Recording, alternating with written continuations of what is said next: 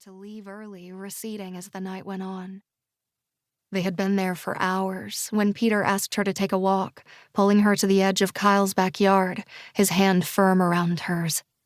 She wasn't sure if he had ever held her hand. If he had, it had been years since the days of pretend play and tree houses. They were both drunk by then, and they laughed as they stumbled over enormous old magnolia roots that raced across the ground like primordial snakes. The branches were dotted with soft white flowers, their sweet scent hanging in the air as Peter stopped abruptly and gazed down at her.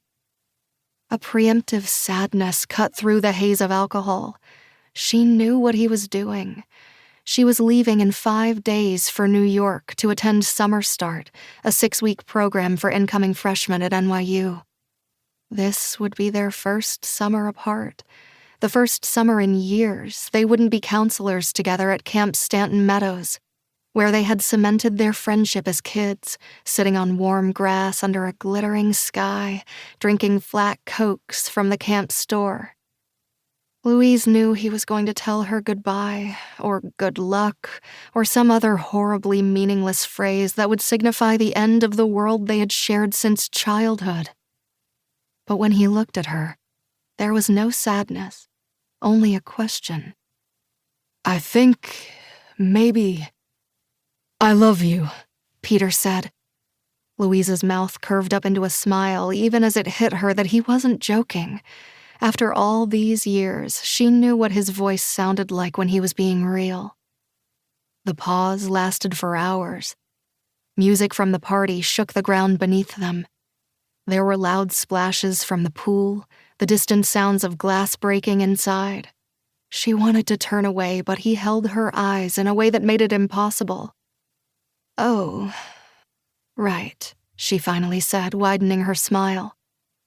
She felt frozen, trapped between two worlds. One was the safe, dependable life she knew, where Peter was her best friend. And the other was a future she had long convinced herself she didn't need, where Peter loved her the way she loved him, an unbearably wonderful but fragile idea.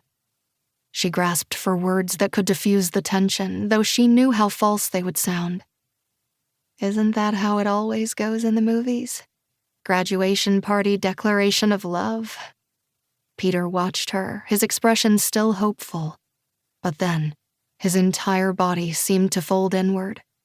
He looked down at the ground and cleared his throat. "Right."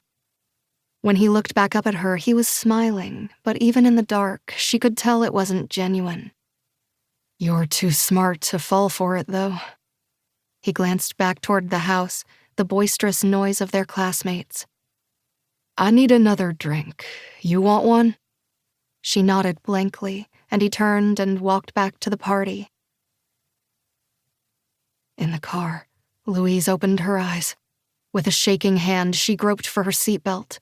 It was her fault, all of it. But she could fix it. If she could only find him, she could put everything back together, make it whole again. Louise leaned against the dented car door, but it wouldn't shove open. The guardrail was in front of them. They must have hit it. She slammed into the door harder a second time with all her weight, and this time it gave. She pulled herself out with a wince at a soreness in her shoulder. There was a person lying on the road a few yards away.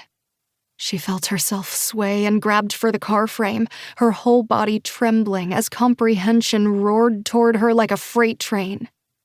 She took a few careening steps, her legs numb, until she reached him. "Peter," she said hoarsely. His eyes were open, and for a second she wanted to laugh. Of course he was okay. He was right there, awake. But then she noticed the trickle of red from his bottom lip, the way his mouth hung, the horrible angle of his neck. His eyes weren't bright anymore, just dull, empty spheres. Louise crouched beside him, recalling her CPR training from her babysitting certification course 2 years earlier. She pressed hard into Peter's chest. 1, 2, 3, 4, 5. She took a ragged breath.